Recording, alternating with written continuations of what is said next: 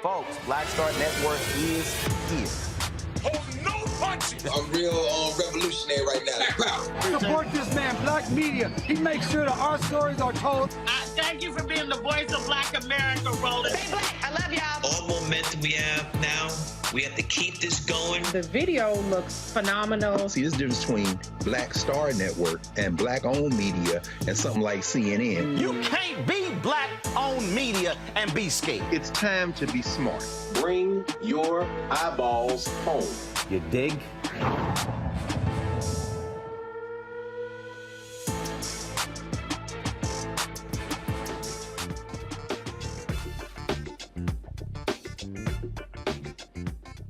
It's December 22nd, 2022. I'm attorney Robert Patillo, sitting in for Roland Martin, who's on vacation. Here's what's coming up tonight on Roland Martin Unfiltered on the Black Star Network.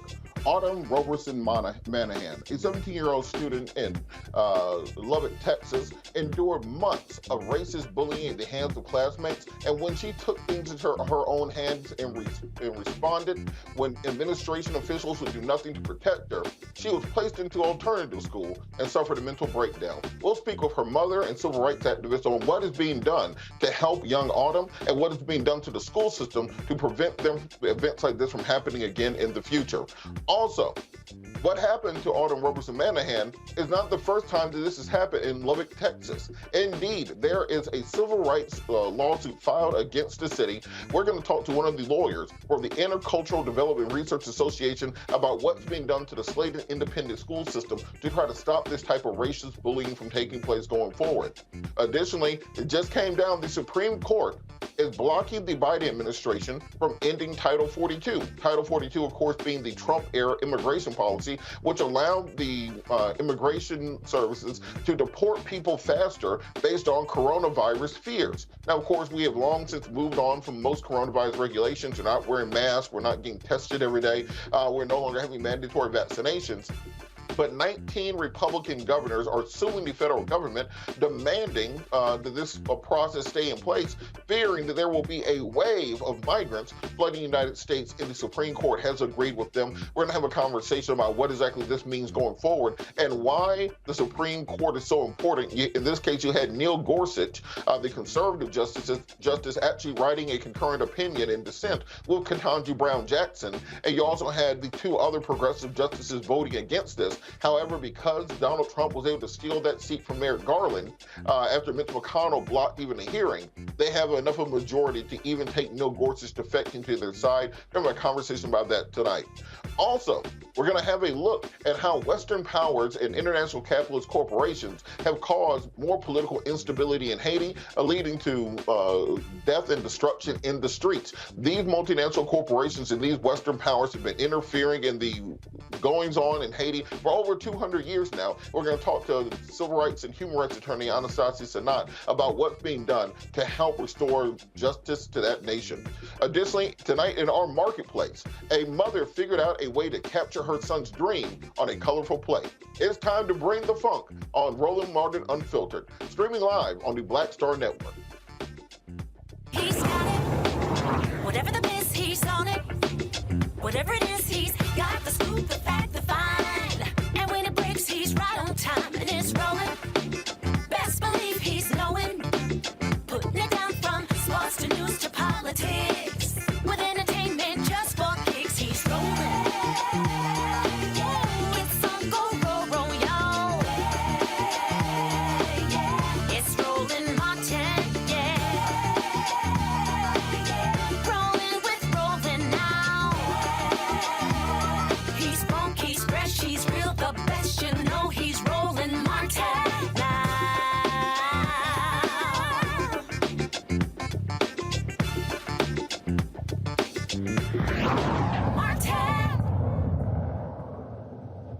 Autumn Roberson-Manahan was a 17-year-old student at the Slaton Independent School District in Lubbock, near Lubbock, Texas.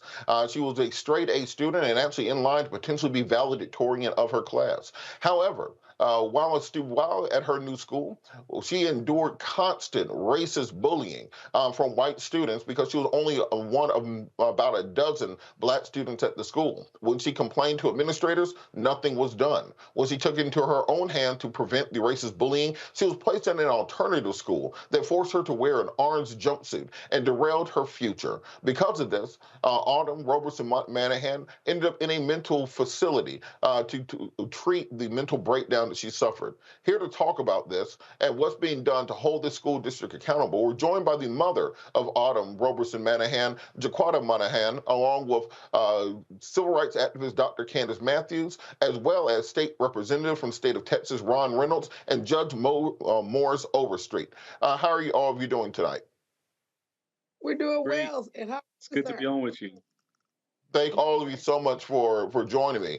Ms. Manahan, I wanted to start with you. And can you talk a little bit about your daughter, kind of the background of her? Because often we read these headlines, and there are so many things come through our news feed that we forget the humanity and the personage of this young woman. Can you talk a little bit about who your daughter was before we even talk about what happened to her?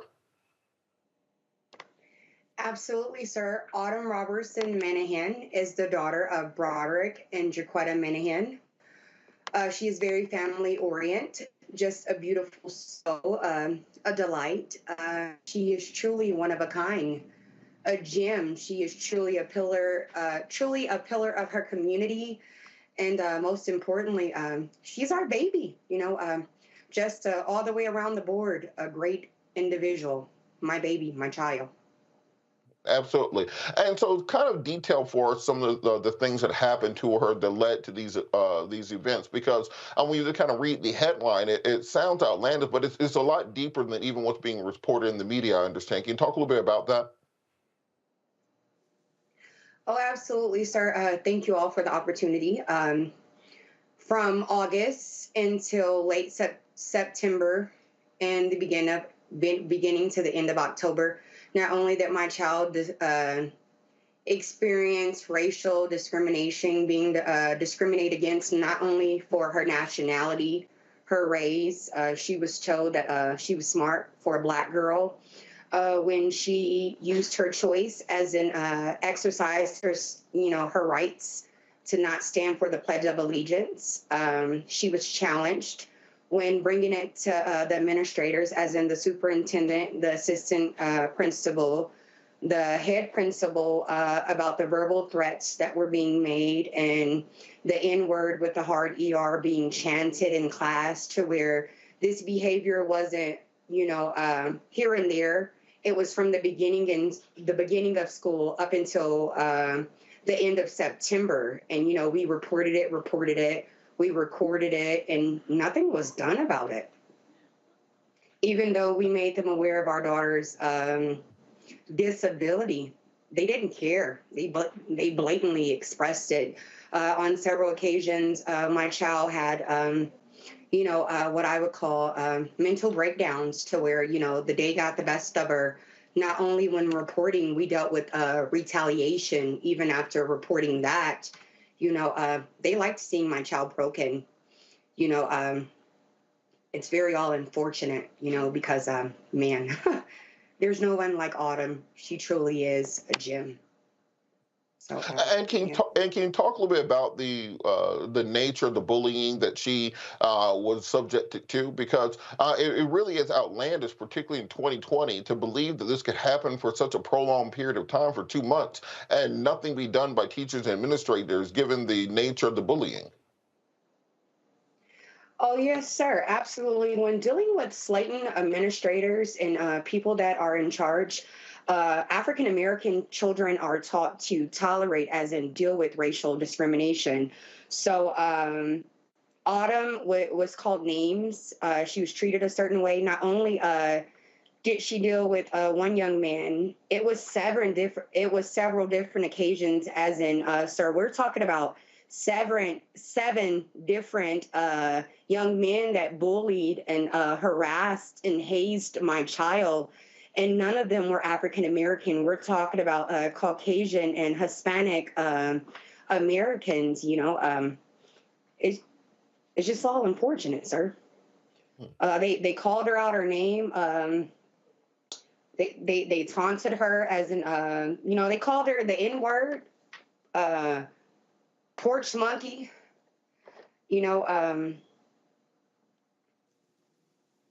I'm sorry, bear with me. I'm trying to remain whole where I feel broken, so please forgive me. Take your time, absolutely.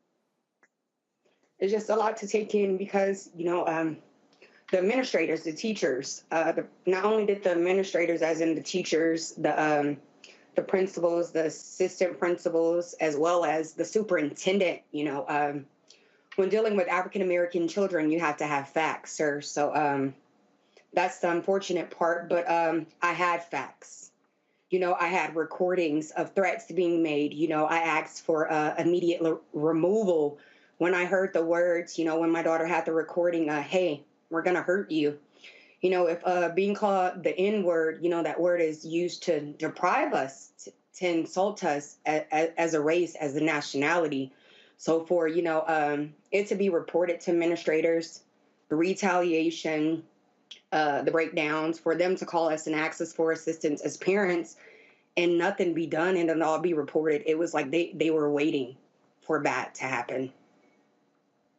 They were waiting for a reaction instead of trying to be proactive with a situation. Absolutely. And can you talk a little bit about what that breaking point was and what the administration's response was? Because they were completely recalcitrant when it came to dealing with the problem proactively, but they did react very quickly. I'm sorry, sir, can you elaborate? Well, can you talk a little bit about what the administration's reaction was when she finally did have an encounter or altercation with the students? Absolutely, sir. We're firm believers that warning comes before destruction. And, again, from August, just September to the end of October. The reason I say the end of October, because the end of September, she dealt with it with the 7 individuals, the young men. But then we had to deal with racial discrimination being shown blatantly with the administrators, as in the principal, assistant principal, and the superintendent, because we gave them warnings. I was very attentive on a day-to-day basis. If it wasn't a phone call, it was an email. It was me showing up in person. And when I say me, I speak on the behalf of my husband and my family, you know, as a whole. We showed up collectively. We moved strategically. We expressed our concerns, and, you know, we expressed, you know, about, you know, the hostile environment that they were creating for our child, a child that loves, you know, learning, because we were taught that knowledge is power. They wanted her to be the angry Black child because my children, again, have never dealt with disciplinary. They have all been, from the oldest to the youngest, been straight A students. You know, we take pride in that. They work so very hard. With her getting a demerit, as in dealing with disciplinary, it would disqualify her from being valedictorian. So dealing with this demerit, automatically they wanted to give her 45 days, you know, to teach her self-discipline. They felt like she needed to be punished, when my personal opinion, when dealing with my child's disorder and just all the torment, the harassment, the bullying that she dealt with, I mean, my God, when do you say enough is enough? Because me as a person and as her mother, I can't say I would have held out that long. So it was like intentionally, they meant to break her. And can you talk a little about what the punishment was that she received? You talk about the 45 days suspension. They also put her in an alternative school. Can you talk a little about what that was and how it affected her?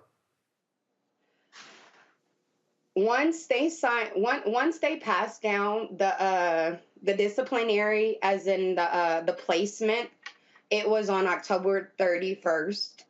Mrs. Page actually sat in as a support group with me and my husband. Me and my husband, we didn't agree. We completely said unacceptable. You know, you will not punish my child. Not saying that she's a victim, but, you know, we'll be accountable for our part, but this is unacceptable. So from the beginning, we didn't accept the 45-day punishment. I wanted them to use discretion, as it says in their policy. But I realized when dealing with them, their decision is already made. It comes from the superintendent. And, you know, it's like the chamber. It comes from him. It moves down from the principal. We didn't agree. So on the 31st, Autumn actually ran away from home. The November 2nd, she attempted to commit suicide, so we had her admitted. My child didn't experience the DPA program because we didn't agree to it. And our son, Tristan Manahan, actually went through the program. He was told that guilty by association, you know, I personally feel like the only time committed was him being Black, but he was told guilty by association made him guilty. So my son, with my husband's guidance and with God being the head of our life, we endured them challenging his manhood. We endured the physical and, you know, mental abuse from Caucasian administrators. I believe my son being asthmatic and, you know, him taking pride in his books and not just athletics. He hadn't played in 6 years, you know, when we moved away from Texas, because we're originally from Texas.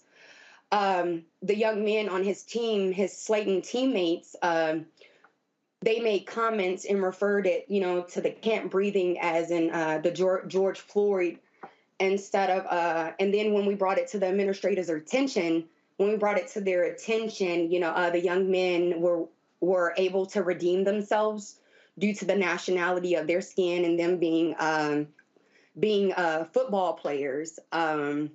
They were able to justify their comments by saying that they weren't referring to his nationality, they were referring to his genes. So, of course, our word against theirs. when reporting and filing against them and stressing our concerns, of course, no teacher acknowledged that this was occurring, but one teacher slipped up and wrote my son an apology note, because she said sometimes your character can hold more than someone's title, and she wanted to apologize. Absolutely. Let's take a break right here, and we're going to keep this conversation going on the other side of the break. I also want to bring in Dr. Candace Matthews, Representative Riddles, and also Judge Overstreet to talk about what's being done to stop this from happening going forward and hopefully repair the damage that's been done thus far. I'm Attorney Robert Patillo, sitting in for Roland Martin on Roland Martin Unfiltered, streaming live on the Black Star Network. We'll be back after the break.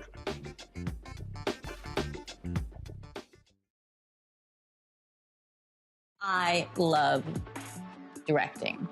It's a different kind of piece. I do believe that the 30 years I was acting was to prepare me for what I'm supposed to be doing, and that what I really am good at. But when you were acting, were you even thinking about directing? Nope. Were you? So what the hell happened? If you had asked me 15 years ago, I probably would have said, no, I don't know. I was doing Ava DuVernay's first film, I Will Follow. Mm-hmm. And during that process, I think because it was her first film, maybe She's self-taught. Absolutely. I probably gave too many suggestions. And at some point, Ava said to me, I think you're a director and you don't know it.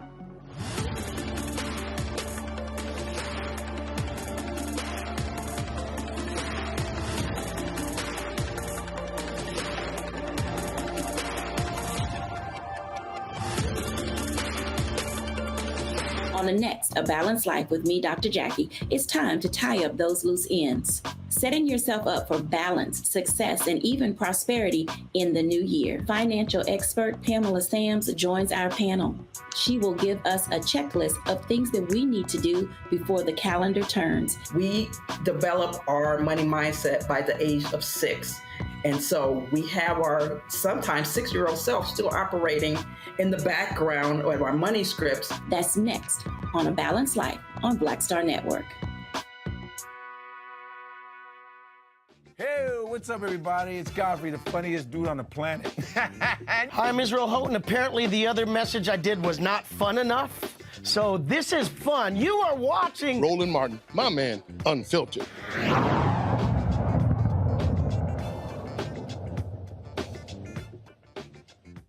We're still having this conversation with regard to the young 17-year-old teen from Slaton, Texas, Autumn Roberson-Manahan, and the racial discrimination she experienced at the hands of classmates. We're still having a conversation with her mother. Yes. So, Ms. Manahan, you were talking before about the harassment and bullying that your son experienced as a result of this. How are your son and daughter now? How are they doing after all that they've endured? I'd like to touch base on my own first, Autumn Roberson-Manahan. She's not in our care. After being released from the hospital, we were informed that due to her age, she has the right and the choice to not come home. So we're just staying encouraged and praying that she gets back in school and she uses time to heal, and she always remembers that her family is fighting for her and we love her unconditionally. As far as my other two children, as in my son, he's learning to turn his pain into purpose. So he's striving for excellence, and he's actually doing quite well at Estacada High School in Lubbock, Texas. Oh, so he did leave the Slaton school, or is he still at the same school now? No, sir. We actually got him out. Once his DEAP sentence was over, we actually removed him his first day back in school. Absolutely. And Judge Overstreet, I wanted to bring you into the conversation. Can you talk about how the community has reacted to this? Because from what I understand, this is not the first time something like this has happened, but what has been the reaction in the community to how these young people have been treated? What we were able to determine is that the Manahan family was isolated and singled out by the school district and made to feel like they were in this all by themselves. Once it came to the attention of myself and other spirit-led leaders in Texas, political leaders in Texas, we decided, because we were so offended by what happened, that we were not going to let her stand alone. And so we have compiled a group of folks from all different walks of life, the spiritual community, the political community, like Representative Ron Reynolds, who's going to look at the legislation and tweak the legislation so that this doesn't happen, so that it's not permissible for the school district to have a policy, but make it mandatory, going to include language that can't be used. And from the political activist side, we brought in Dr. Candace Matthews. As Ms. Manahan told you, that this filters down from the administration, the superintendent. And, these board of trustees are elected. And so we're going to get involved in this through change legislation. We're going to change the composition of the board. We're going to make sure that the families in Slaton Independent School District are not isolated and that they're not out there by themselves, that they have all of Texas and all of America behind them and with them to promote change so that this doesn't happen to anyone else. Our goal is to make Autumn and her brother whole. Absolutely. And Representative Reynolds, can you talk a little bit about kind of what the legislative response to this has been and what it can be? Because if it's on a case-by-case, situation-by-situation response, then of course it's going to keep happening because it can always isolate the individuals, as was mentioned by Judge Overstreet. What can be done to really make systemic change within the district? Well, it's all inclusive. There needs to be litigation, and there needs to be agitation, and there needs to be legislation. I'm looking forward to, as chair of the Texas Legislative Black Caucus, filing legislation that Judge Overstreet was just referencing to make it no longer permissive, to make it mandatory, anti-bullying in schools, that they have policies in place within the schools. We've seen an escalation in a rise in suicide from students because of bullying in this post-COVID era, and we need to do something to address it. We can't ignore it. We can't put a Band-Aid on it and hope and pray it just goes away. We need to address it. We need to make sure that there are policies in place over all of our school districts, including those in the Lubbock and Slaton area. Texas, unfortunately, is a state that has some of the most conservative laws and lawmakers. It's going to be an uphill battle, but hopefully this shouldn't be a partisan issue. This should be about what's in the best interest of our students. Our students are our future. They're our most precious commodity. As a father, my heart goes out to you and what you had to endure with your children. You never should have had to endure that. But we see this all too often, these disparities within our school systems between the way that Black children are treated. And we are simply saying enough is enough. So yes, come legislative session starting on January 10th, we will have a bill filed and we will vigorously pursue that. We look forward to having the support. We've had national support from Reverend Jesse Jackson, local support, like Judge Overstreet just said it, from our clergy, and activists like Dr. Candace Matthews with the Texas Coalition of Black Democrats. So we let Ms. Manahan know that they're not in it by themselves. We're her villagers, and we're going to stand in the gap, and we're going to speak truth to power and fight to make sure this never happens to other children in the future. You mentioned agitation, and when we're talking about agitation, we're talking about Dr. Candace Matthews. Dr. Matthews, can you talk a little bit about what the activist community is doing to make sure we're able to push this type of legislation through, but also what's being done with the school district to try to make sure that they are held responsible for what they've done to these young children, and what can be done to stop it going forward? Well, first of all, what we had to do, we had to identify and expose that we have educational assassins that are designed in key areas in the education system. And so what happens is that what Ms. Manahan and her children experienced was at the hands of an education assassin, which promotes white supremacy in the school system. So what we do to agitate it is by holding them accountable, because accountability breeds responsibility. Therefore, it's our responsibility to let them know that this is not going to be normalized, this is no more, and we're not going to play this game.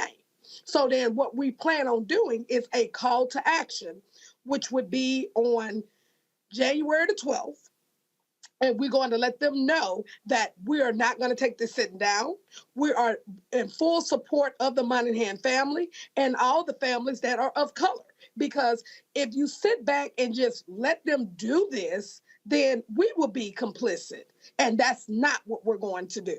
We're going to agitate it. We're going to shake it up. And we're going to let them know, baby, not today. Because this is what we're not going to do. You are not going to do this to our children. We're not going to have it to where this is normalized. And we are going to terminate every education assassin that's in any type of key position. And this is why the Texas Coalition of Black Democrats is so vital, because guess what? You have a lot of education assassins that are in elected positions. We are going to put people in their race and we're going to take them out. Can you talk a bit about what's going on January the 12th? You know, time, place, location, information, those sorts of things, and what we're trying to advocate for on that date. Just kind of details on what people need to do if they're in the area and do want to attend. Well, I'm going to send it over to Judge Overstreet because they're doing that part. I'm just going to bring the voice and let them know, and I'm going to bring that hammer and let them know y'all coming here with that stuff. I'm letting you know now, I'm going to slam every last one of you racist white supremacists up in here because you're not going to come in here and do this to our children, and we're not going to allow it. You see, Dr. Matthews got the energy. Now, the Judge Overstreet needs you to direct that into a location. So give us that information on where to be at with the energy from Dr. Matthews. Yeah, we're going to do it. You know, we're still working on it. But, you know, one of the most important things, you know, historically, in the African-American community, change has always started with the religious community. And so we have our religious leaders backing us. And we're going to start this in the church. Okay, we've not decided on the church yet, but we will have a rally prior to that school board meeting in Lubbock.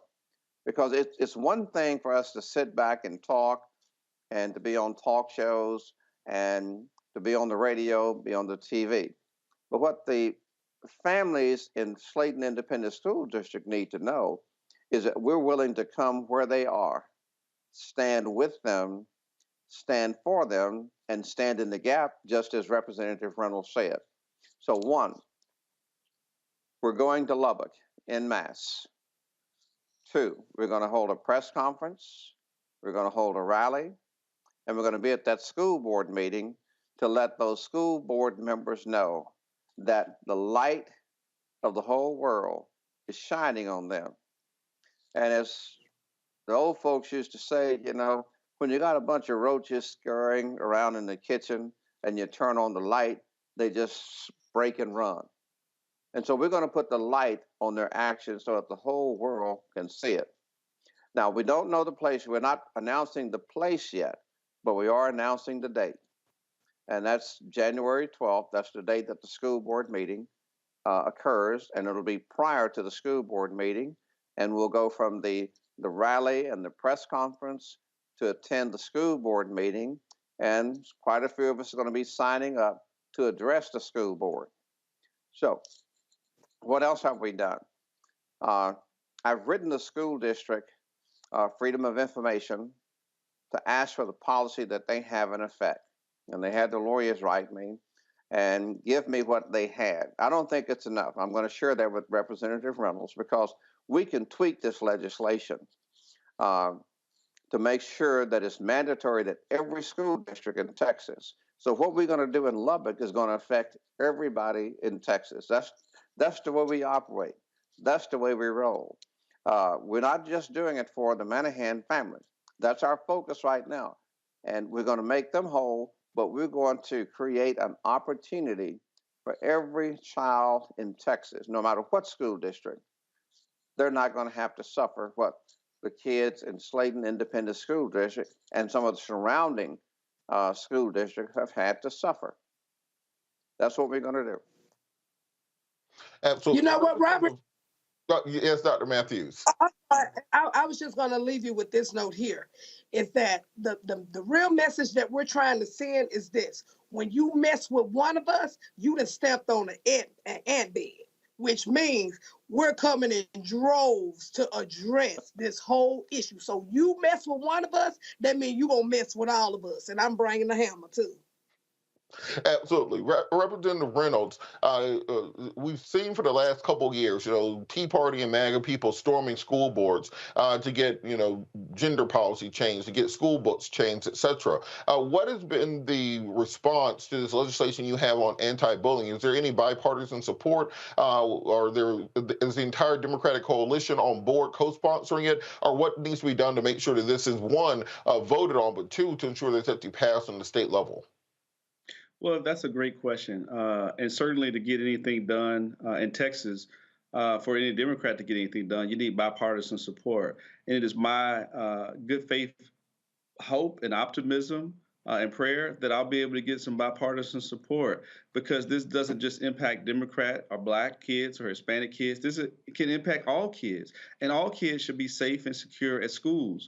Republicans haven't been wanting to do anything to address gun violence, other than maybe talking about mental health, but maybe this is something I can get some bipartisan support for. Because when you talk about bullying, you show the statistics about the rise in suicides, the rise in dropouts, that impacts all Texans. And so it's in our best interest as a state to address this issue head on, to tweak the law. This doesn't cause a ripple. It doesn't impact the NRA, or the conservatives shouldn't get into a tissy fit about it. This shouldn't impact anybody's conservative agenda. So this is something good, common sense legislation, a small tweak to make sure that we protect our children so that they can be safe from bullying, and that administrations that don't have it, they can be held accountable. And that's what this, like Dr. Matthews said, this is about accountability, and this is to make sure that this is all schools have a policy in place so that you don't have to worry about whether you're in Slaton or Houston or Amarillo or anywhere in the state, that you're protected in all 254 counties. So this is something that should be passed. I'm optimistic that we can get this done. I don't think there's a whole lot of other good things that can get done, but certainly this will be a step in the right direction if we can get this law passed this legislative session. It's an interesting nexus that you connected there, because the research has shown that there is a connection between bullying and school shootings. I think if you look back, the Columbine shooters, for example, were bullied. The Virginia State shooter was bullied. Recently, the football player who shot up the bus that he was on, he was bullied also. Has there been any attempt to connect this legislation with the Uvalde's legislation, for example, to have one comprehensive school reform bill where we can address bullying, we can address mental health in order to also ameliorate school shootings at the same time as protecting the rights of students against racial bullying? Robert, you raised an excellent point, and the answer is no, not yet. But we're having all hands on deck. I'm going to be reaching out to the experts to look at what should be in this comprehensive package. What Judge Overstreet has already mentioned is one aspect. There's already other legislation that's being filed. There's going to be another emphasis on mental health, because that's what the Republicans' comfort zone is, addressing mental health. But also, and I don't want to divert the conversation, but we are also filing legislation for common sense gun reforms, to raise the age to purchase these semi-automatic weapons, to create red flag laws, and to close the gun show loophole. So we're looking at all of the above.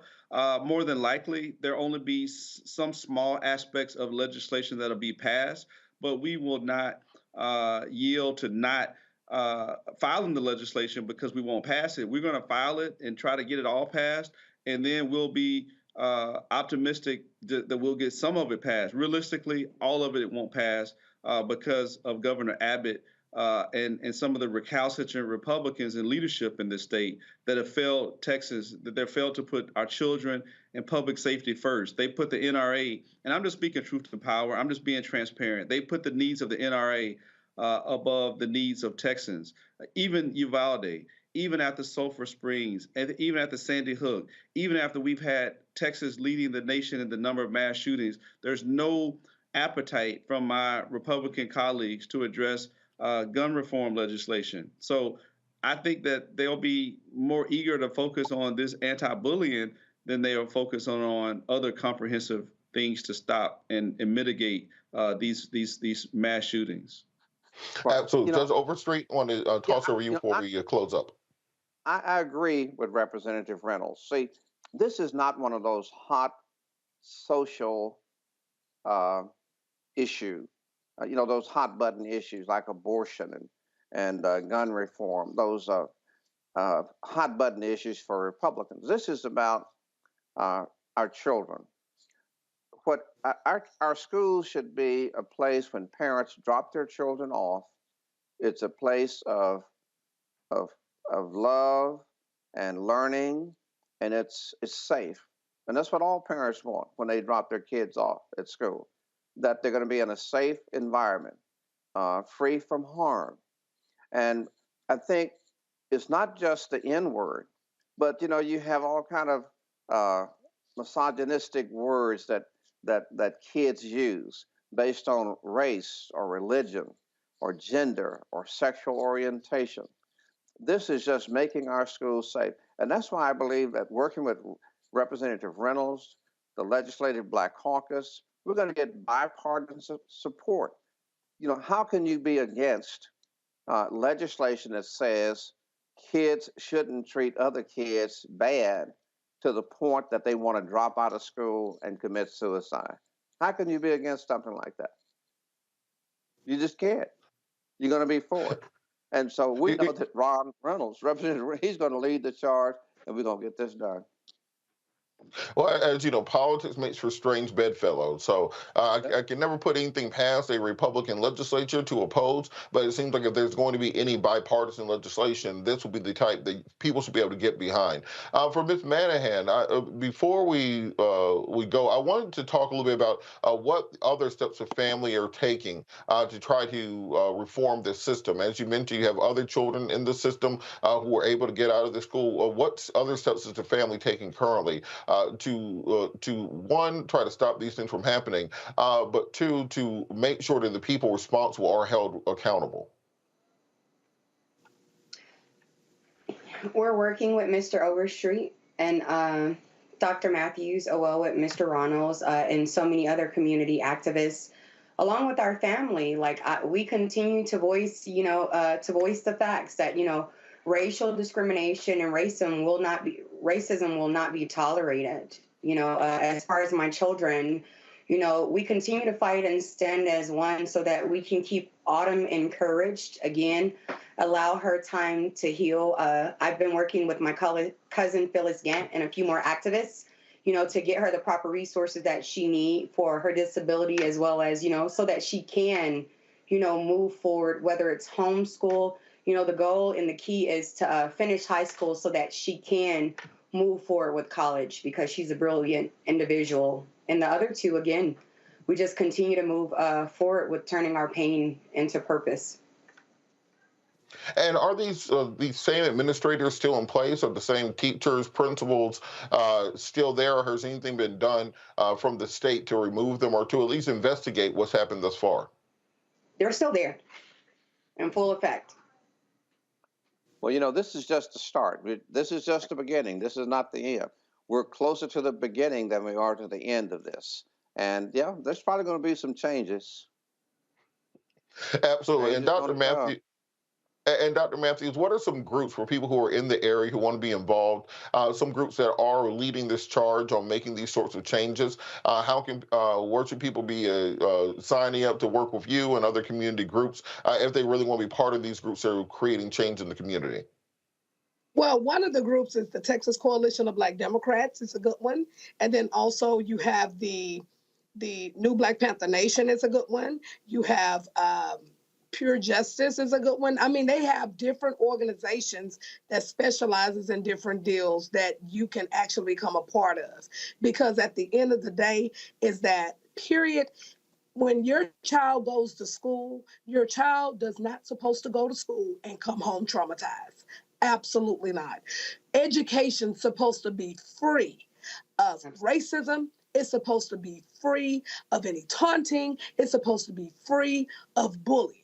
And I'm going to say this again. You step on one of us, we all coming. So I want to leave a message to even these white supremacists that's looking at this. You step on one of us, we all coming. Right. And Governor Hot Wheels, I ain't playing with you either. Absolutely. And Representative Reynolds, can you talk a little bit more about the legislation and what the community needs to do to support this when you get back into session? Because I've been at the state capitol, and after about the first week, it's just you and the lobbyists there all the way till crossover day, basically. So what's the pressure the community needs to bring to make sure that this legislation is considered and passed? Well, that's a great point, and we need all hands on deck. So when the legislation is filed, and a hearing is set in the committee, we want people to testify in support of the bill, because that's the first step, is to get it out of committee to the House floor. We're going to be hoping there won't be a problem to get a Senate sponsor. I think Senator Boris Miles will be a great person to carry the bill in the Senate. But ultimately, we want people to advocate. We want people to call their own state representative, their state senator, to say, hey, are you in favor of House Bill, whatever the number is? Do you support anti-bullying? Don't you believe that anti-bullying, all schools should have anti-bullying policy? So that is what people can be an advocate. They can be a citizen advocate. You don't have to be a high-paid lobbyist or someone with any specialized degrees. Everyone has an ability to use their social media, to pick up the phone, to make a visit to Austin. And that is what we encourage people to do, to be engaged.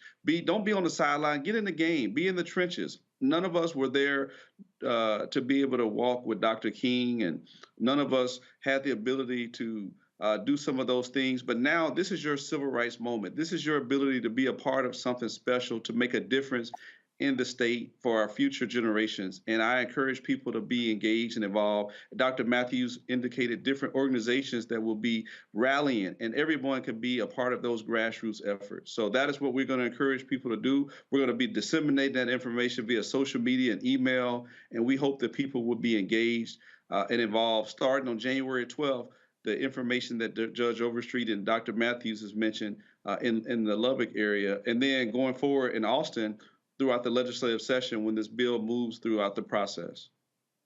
And Judge Overstreet, Judge Overstreet can come to you next and just say that. Yeah, Go ahead. It'll be easy. There are 150 state representatives and there are 31 state senators. Okay, everybody doesn't have a black state rep or a black state senator, but it's a letter writing campaign. You write your local rep, ask them about supporting the bill that Representative Reynolds is going to introduce. It's a letter writing campaign. It's a calling campaign. The local chapter of the NAACP right there in Lubbock is going to be involved. They're involved. And so folks can always connect with the NAACP, the Lubbock chapter, to get involved. They can call their clergy, because the clergy is really engaged. And, it's not like, we're not going to go in there and try to destroy the place. We're going to go in there to make changes. Some folks are going to have to go. Those who are not supportive, we're going to put the pressure on, and they're going to go. It's all about voter registration, voter education, and voter participation about that school board election in May, in which you have 2 at-large seats up.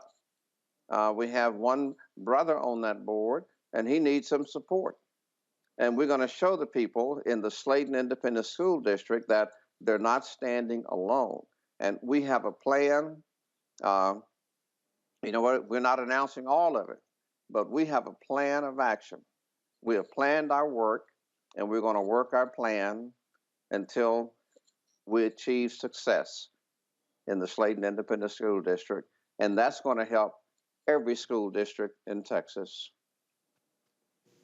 All right, well, I want to thank all of you for joining us, Judge Overstreet, State Representative Reynolds, Dr. Candace Matthews, and of course you, Ms. Manahan, for everything you've gone through. Please keep us updated, and we'll have you back on for an update once we get some resolution to this. I thank all of you for joining us. We're going to be back right after the break. You're watching Roland Martin Unfiltered, streaming live on the Black Star Network.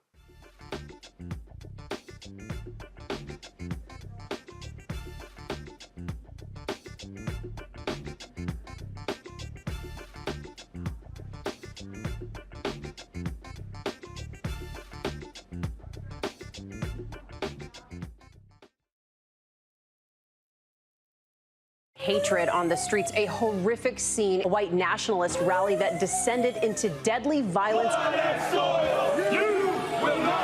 White people are losing their damn minds. As an angry pro-Trump mob storms the U.S. Capitol, we've seen shooting. We're about to see the rise of what I call white minority resistance. We have seen white folks in this country who simply cannot tolerate black folks voting. I think what we're seeing is the inevitable result of violent denial. This is part of American history. Every time that people of color have made progress, whether real or symbolic, there has been what Carol Anderson at Emory University calls white rage as a backlash. This is the rise of the Proud Boys and the Boogaloo Boys. America, there's going to be more of this. Here's all the Proud Boys, guys. This country is getting increasingly racist in its behaviors and its attitudes because of the fear of white people. The fear that they're taking our jobs, they're taking our resources, they're taking our women. This is white fear.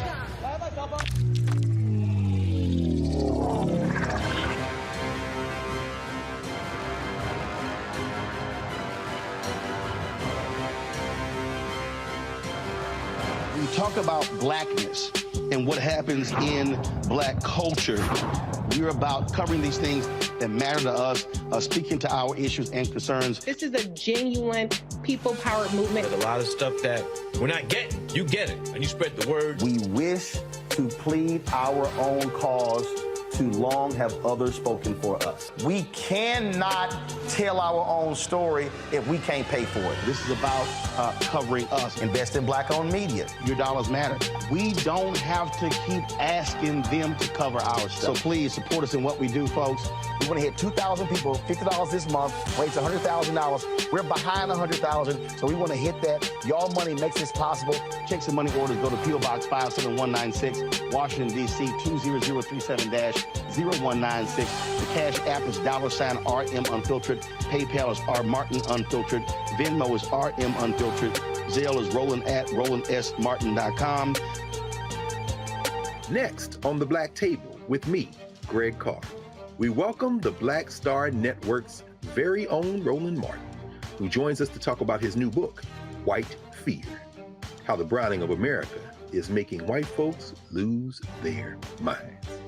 The book explains so much about what we're going through in this country right now, and how, as white people head toward becoming a racial minority, it's going to get, well, let's just say, even more interesting. We are going to see more violence.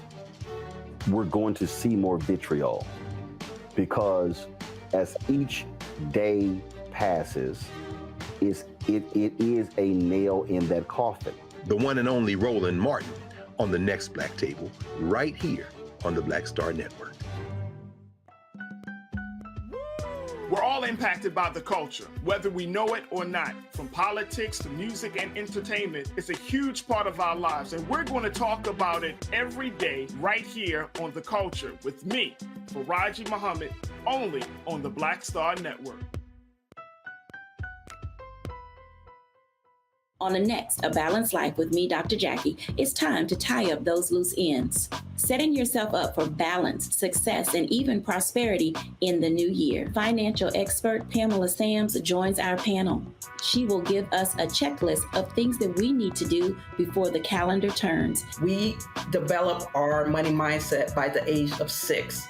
And so we have our sometimes 6-year-old self still operating in the background of our money scripts. That's next on A Balanced Life on Black Star Network.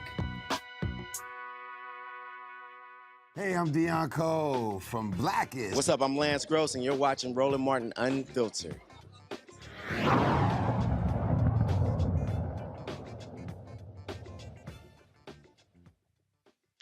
it's really important having this conversation with the mother of Autumn Roberson-Manahan, as well as civil rights activists and legislators who are working to bring a remedy to this situation. We see far too often that these end up simply being statistics, part of the white noise of the news cycle.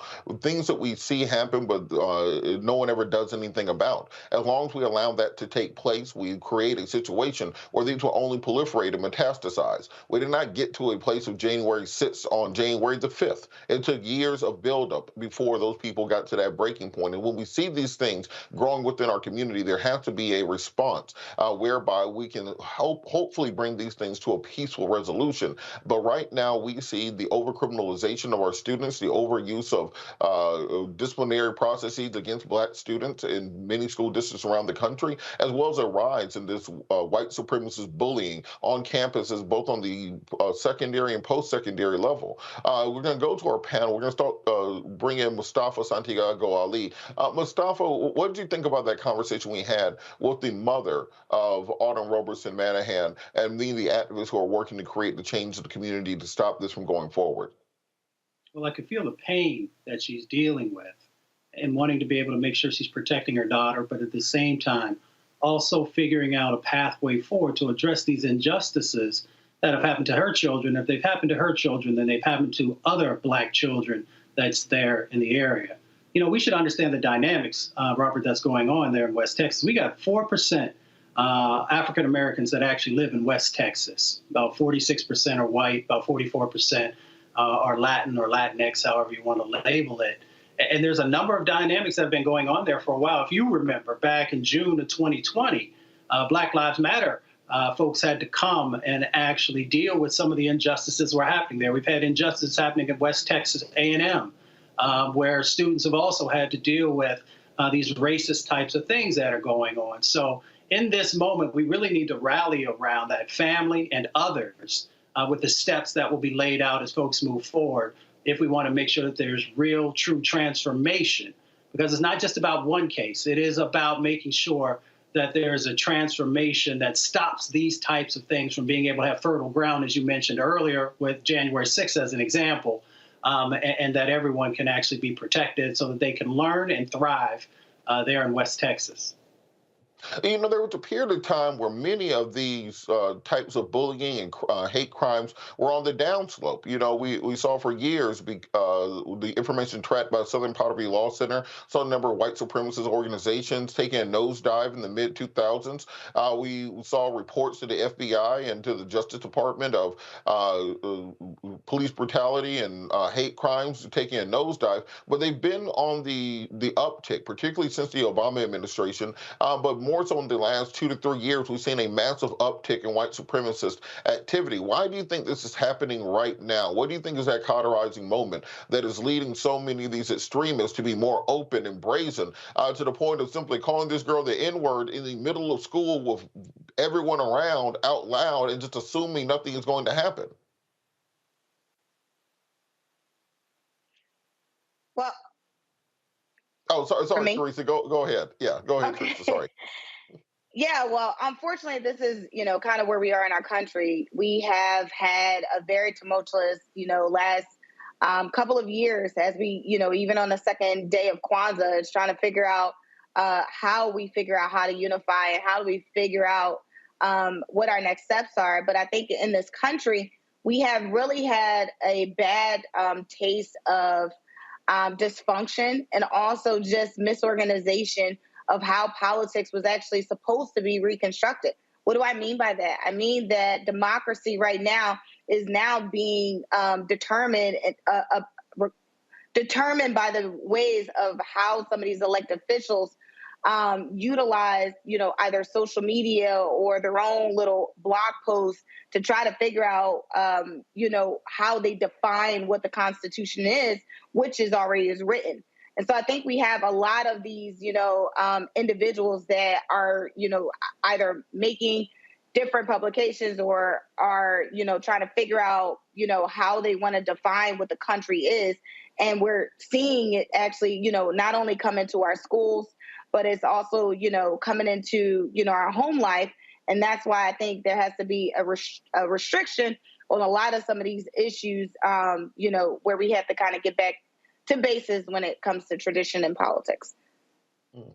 And Mustafa, you know, there was a period of time, there was a quote from Oprah from maybe a decade ago where someone asked her about racism. And she said, well, a lot of old white people are going to have to die. Kind of this concept that the older generations were more racist, and that as they kind of died out, we'd be having a more egalitarian society. But we're seeing more and more situations like this where you're seeing young kids, teenagers, high school students exhibiting the same racist behavior that Jerry Jones was doing in the 1950s. So why do you think more young people now seem to be buying into the white supremacy of the online community, the white supremacy that's invasive in our media? And how do we go about ameliorating this with all these decades of efforts at it still lead us to the same place?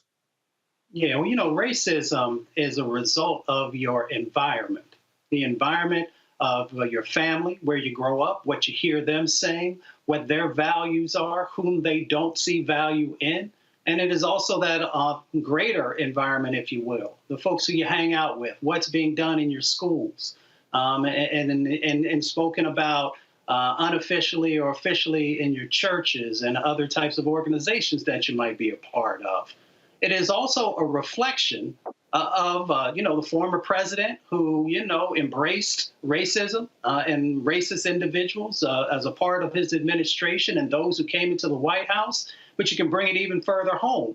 You look at the things that Governor Abbott has done, you know, moving forward on a critical race theory bill to ban it there in Texas. Therefore, making sure that students, young people, don't know the true history of what Black folks in this country have gone through, and other folks of color as well. So you have all these compounding factors that are going on, along with some of the things, of course, that folks might see both on TV and also in music. So we got to make sure that we're understanding all of these different ways that folks are being influenced in the way that they see others. Now, what do we do about it? Well, there are a number of things that we can do about it. When we see these injustices happening, we continue to put a spotlight on it. We continue to utilize the policies that are on the books. When I was watching, you know, the previous set of folks who were sharing, the first thing I thought about was Title VI of the Civil Rights Act. You know, it says that it prohibits discrimination based on race, color, national origin, and programs and activities that receive federal assistance and funds. So the Department of Education has given dollars to the state of Texas, and then the state of Texas has moved those dollars down to the counties and the local governments. So the Department of Education plays a role in making sure that folks know that this type of behavior will not be accepted. The Department of Justice has a role to play to also step in and make sure that folks are being held accountable to the letter of the law.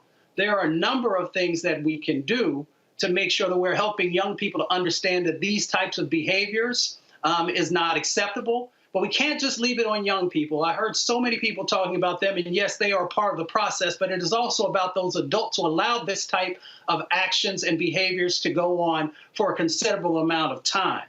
And they have to be held accountable also.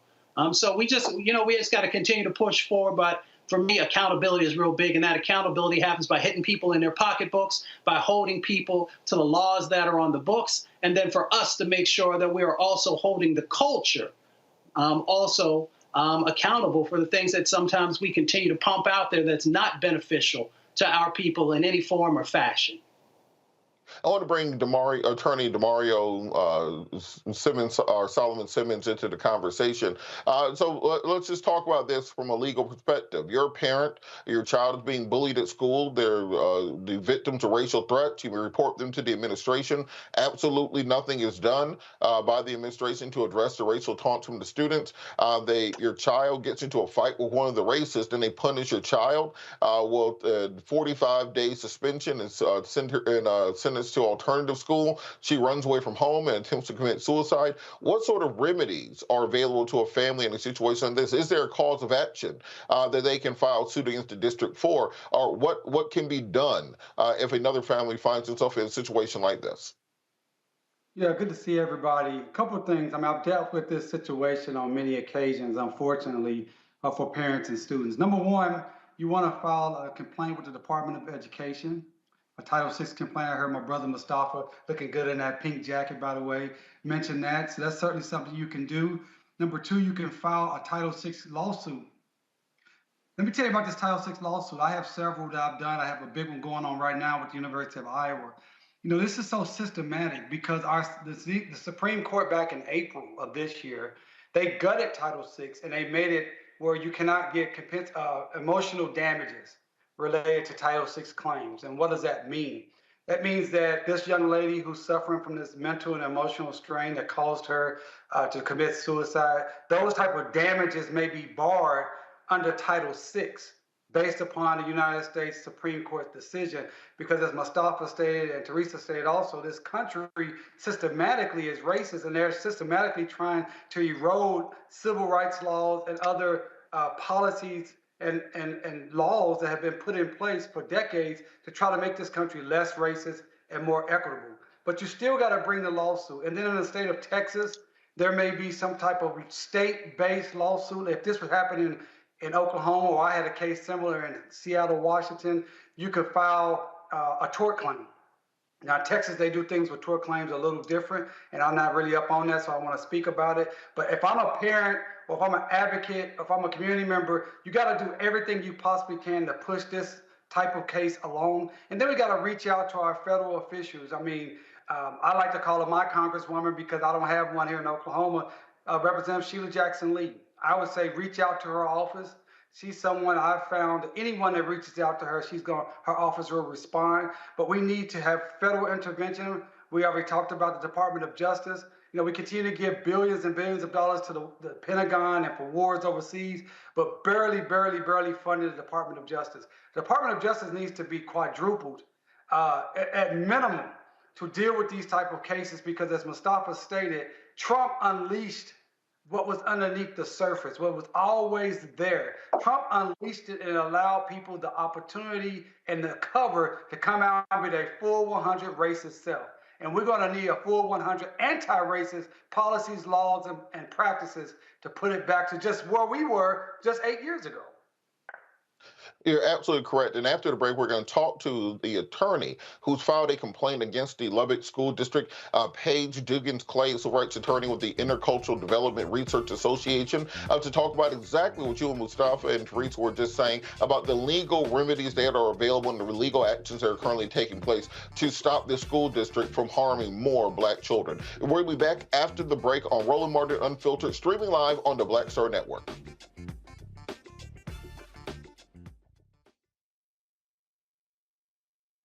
I'm Deborah Owens, America's Wealth Coach, and my new show, Get Wealthy, focuses on the things that your financial advisor and bank isn't telling you, but you absolutely need to know.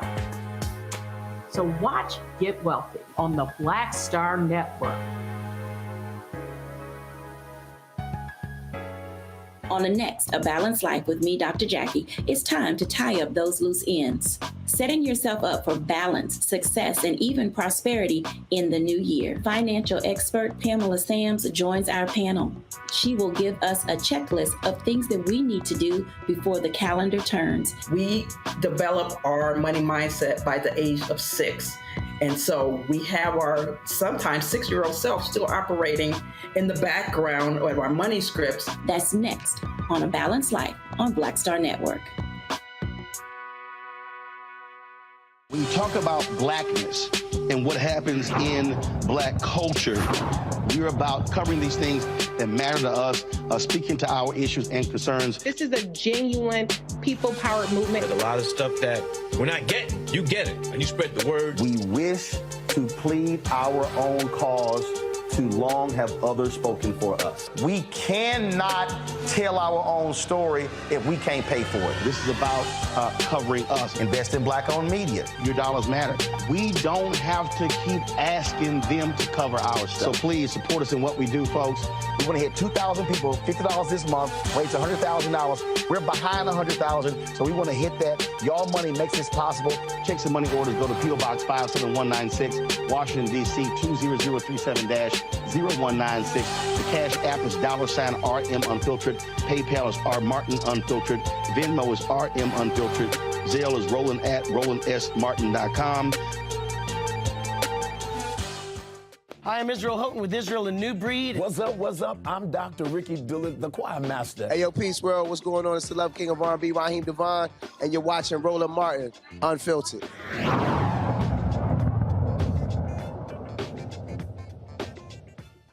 Paige Duggins Clay, as a civil rights attorney in Texas, was part of the Intercultural Development Research Association. Her organization has filed a filed a racial discrimination complaint against the Slaton Independent School District. She joins us now to talk about the complaint. Ms. Clay, how are you doing this evening? Good evening. I'm doing very well. I've enjoyed some rest from the holiday and really grateful for the opportunity to continue to share these family stories with y'all. Well, thank you so much for all that you're doing. Can you talk a little bit about the lawsuit that has been filed? What was the basis of it, and what are the remedies that are being sought? Thanks, Robert. And just to be really clear, so my amazing organization, IDRA, we're a nonprofit, nonpartisan civil rights organization dedicated to educational equity. We were really proud to work alongside the Lubbock area NAACP and the families that you heard from earlier and several other families in the Lubbock area to file complaints with the U.S. Department of Education's Office for Civil Rights, seeking exactly what you just heard this last panel talking about, really seeking the Department of Education to take a look at the practices that are happening both in Slaton ISD and in its neighboring district, Lubbock Cooper ISD, and to investigate and determine whether these school districts are following the law of Title VI in terms of preventing hostile environments, preventing and responding appropriately to racial discrimination and harassment, and not engaging in discriminatory disciplinary practices, which you heard the Manahan family, in addition to so many other families in the area, have really been experiencing. And so what we're really looking for is the department to take a look and to help facilitate these districts coming to the table, taking steps to make changes so that this doesn't happen to any family again. How pervasive is this issue of racial bullying and racial harassment in this region that clearly is not just the Manahans? There are other students enough to necessitate both legislation on the state level and this lawsuit. How pervasive an issue is this? Yeah, unfortunately, this is an issue that we're experiencing not just in the Lubbock area, but across the state, indeed across the nation, as you've heard about from other experts. Even since filing the complaint, our organization, along with our partners, the Tech Civil Rights Project and the ACLU of Texas, have been receiving other complaints from communities in San Antonio and elsewhere, and as far as El Paso. So this is not just limited to one district. I'm very grateful for the many members of the state House of Representatives and the state Senate who are considering legislation to address this issue. What I can tell you is that our partners at the Ellwanger Law Firm received calls as far back as a year ago in the Lubbock Cooper community. And they've been working with the families out there to try to get accountability for, by my last count, 10, 12 different students who've been impacted just in this small sort of West Texas town.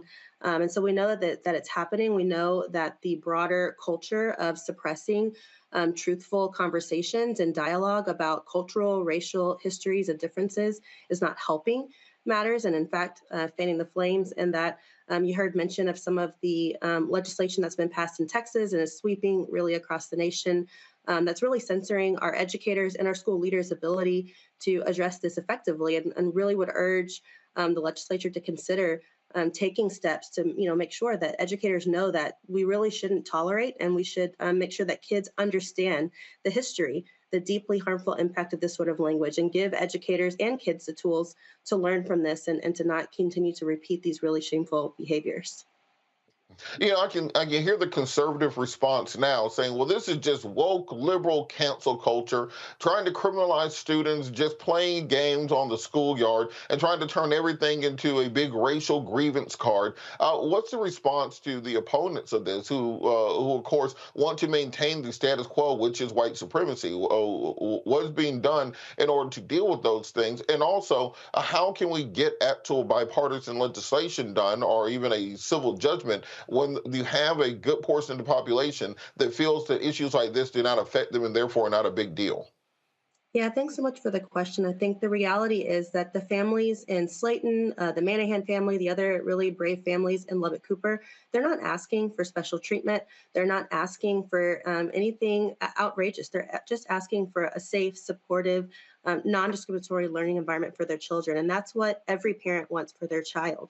I don't know, it was said earlier, I don't know who could possibly oppose any kind of policy change that would ensure that educators have the tools that they need to respond effectively to prevent and then eliminate, once it does occur, racialized bullying and harassment, in addition to other forms of bullying and harassment, which we know is on the rise.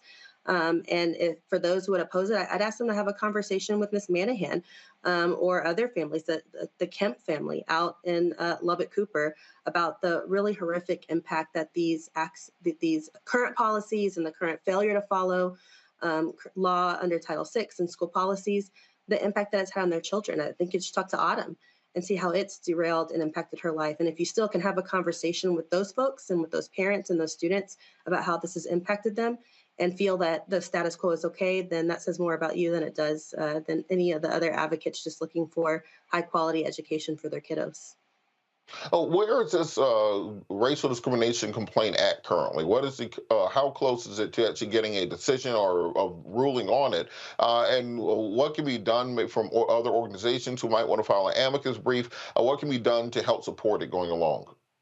Yeah, thanks so much for the question. At this stage, it's just an administrative complaint with the Department of Education. And so folks can show their support by supporting the organizations on the ground doing this work. The most important organization you can reach out to is the Lubbock area NAACP. They are providing direct on-the-ground support and resources for the impacted families. They're trying to provide counseling and other mental health and other tutoring and academic support, career and mentorship to the kiddos out there who've been impacted. Not all of them can leave these schools, right? And so having that direct on-the-ground support is really, really important. And I'm super proud of the great advocacy and support that Lubbock NAACP has been doing. In addition, I think the previous panelists did a very excellent job of laying out the need for both state level and federal legislation to address the gaps in our current civil rights law. We need to make it clear that when this sort of behavior happens, educators have an obligation to respond, and not just by kicking kids out of the classroom, not just by calling an assembly, which is what happened in this case, and suggesting that, oh, we don't do this. It has to be meaningful. It requires deep education.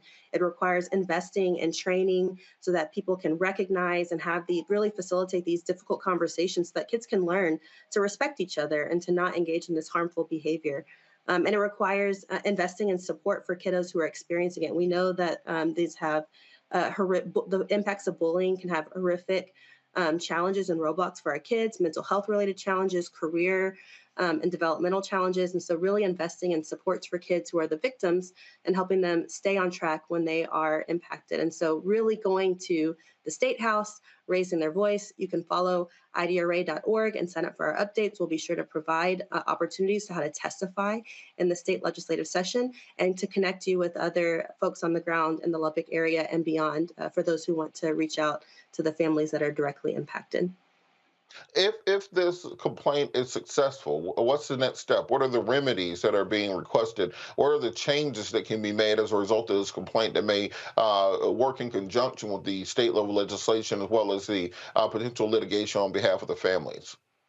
Absolutely. So the really powerful thing about complaints with the Department of Education is that they, in many ways, not quite maybe the impact is legislation, but in many ways they can have this really wonderful systemic impact of creating guidance, not only for the districts that are the focus of the complaint, but putting other school districts on notice. And so if you look at the summary of the complaint that IDRA and our colleagues put together, you can view that on our website. We've made a number of requests for the department to facilitate a resolution. They include training and education for educators so that they respond appropriately, not only in response, but to prevent racialized bullying from happening at all, to provide that supportive measures to eliminate the use of discriminatory discipline practices like DAP, which you've heard so much about and which is disproportionately foisted on Black children and children with disabilities. And so we're really hopeful that the department will look at those requests. We think the facts in these cases speak for themselves.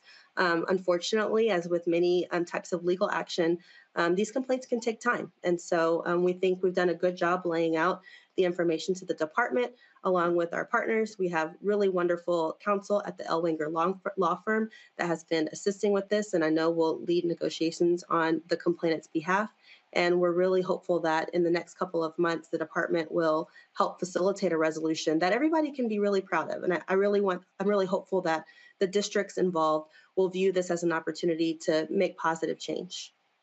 Well, when you talk about a resolution that everyone can agree upon, what would that look like? What would be kind of the ideal resolution that you think could come out of this complaint that would really help to ameliorate the problem?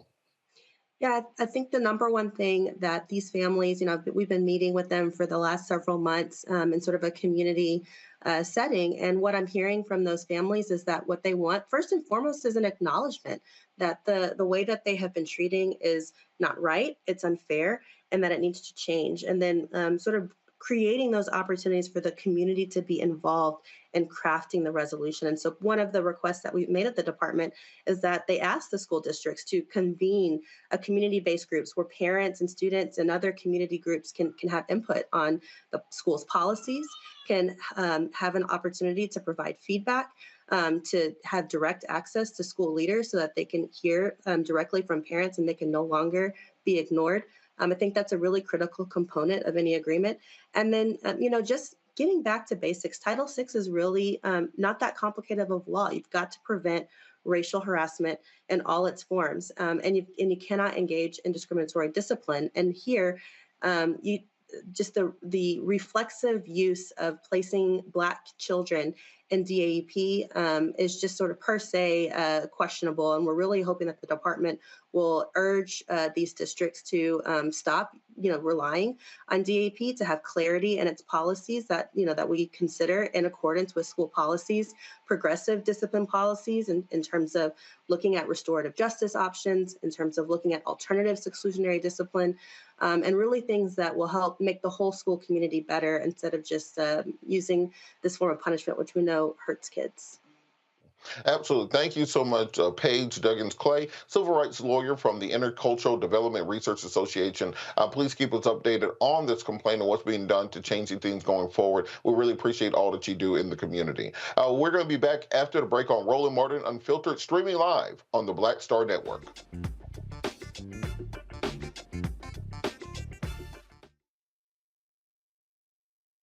I love directing. It's a different kind of piece. I do believe that the 30 years I was acting was to prepare me for what I'm supposed to be doing and that what I really am good at. But when you were acting, were you even thinking about directing? Nope. Were you? So what the hell happened? If you had asked me 15 years ago, I probably would have said, no, I don't know. I was doing Ava DuVernay's first film, I Will Follow. Mm-hmm. And during that process, I think because it was her first film, maybe She's self-taught. Absolutely. I probably gave too many suggestions. And at some point, Ava said to me, I think you're a director and you don't know it.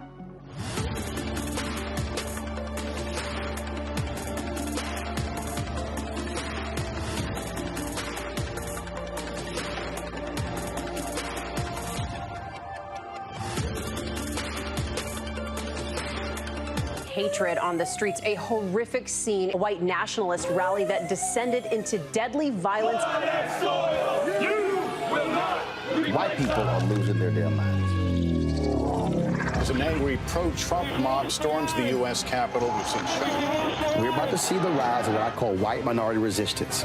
We have seen white folks in this country who simply cannot tolerate Black folks voting. I think what we're seeing is the inevitable result of violent denial. This is part of American history. Every time that people of color have made progress, whether real or symbolic, there has been what Carol Anderson at Emory University calls white rage as a backlash. This is the rise of the Proud Boys and the Boogaloo Boys. America, there's going to be more of this. Here's all the Proud Boys, guys. This country is getting increasingly racist in its behaviors and its attitudes because of the fear of white people. The fear that they're taking our jobs, they're taking our resources, they're taking our women. This is white fear.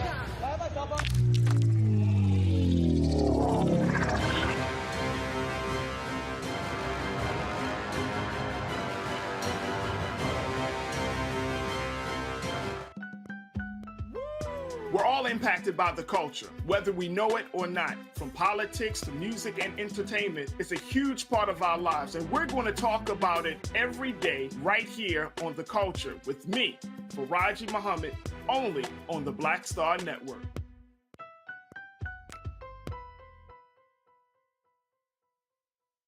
I'm Angie Stone. Hi, I'm Teresa Griffin. Oh, Roland.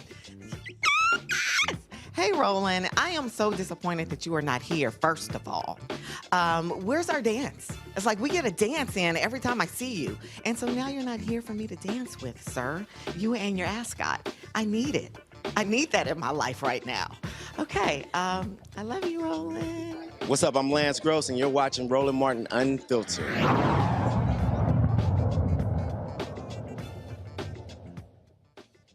Ever since last year's assassination of the president of Haiti, Joyce Moyer, we've seen increased international attention on much of what's going on with Western intervention there on the island and the increased political instability that has resulted. As many of you know, for the last 200 years, there's been an open war on the island nation of Haiti by the Western powers since they achieved independence as the first free slave and free African nation in the Western Hemisphere. Here to discuss much of what is going on to try to reestablish political leadership there on the island is from the Illinois Haitian American Lawyers Association, Ms. Anastasia Sanat. Ms. Sanat, how are you doing this afternoon? Good. Thank you so much for having me. Well, thank you so much for joining us. And can you talk a little bit about what is going on the island? Because much of this has fallen out of the news. But what we have seen is there's an absolute need for all of us who live within the diaspora to monitor what Western powers are doing there, and also to make sure that we are establishing basic human rights and self-governance on the island. Yeah, basically, I've heard a lot of different things from the news, but I also have some family that live in Haiti. And what I've learned is that a lot of the children are not going to school, particularly in the capital city of Port-au-Prince. The reason why they're not going to school is because of the violent, brutal gangs that exist in Haiti. There's about 200 gangs throughout the entire country of Haiti. About 95 of them are in the capital city. They've controlled the roads, they control the fuel, they control walkways and pathways for people to go to work, to school, from school, and of course, just everyday living. So we've got a situation in which they've crippled the influx of regular treatment for those that have health concerns. Particularly, there's an increase now of cholera, about 15,000 cases. A batch of vaccines just arrived in the country, but at the end of the day, we still have people that are not getting educated, that are people that are not working, people are unable to eat because they're unable to produce the food that they need in order to survive, or even purchase the food that they need to survive. We also have a situation where we have a lot of political unrest. There's a current person in leadership, which is Ariel Henry, but he's been unable to get the international community to assist him, or at least come to a common goal that the Haitian people can support. That is the trouble with being able to get them back into, I guess you can say, balance. You talk a lot about the international community and what they can do to help, but I think many Haitians are very wary of international assistance because it seems like every time the international community helps, things get worse. Can you talk a little bit about what is actually needed to improve things there without ending up with situations such as after the earthquake, when the UN came in and basically fathered an entire generation of children and left the island, or when the United States went in the 90s to help and ended up launching their own political coup and replacing the president? How can they actually have assistance without Western intervention trying to actually take over?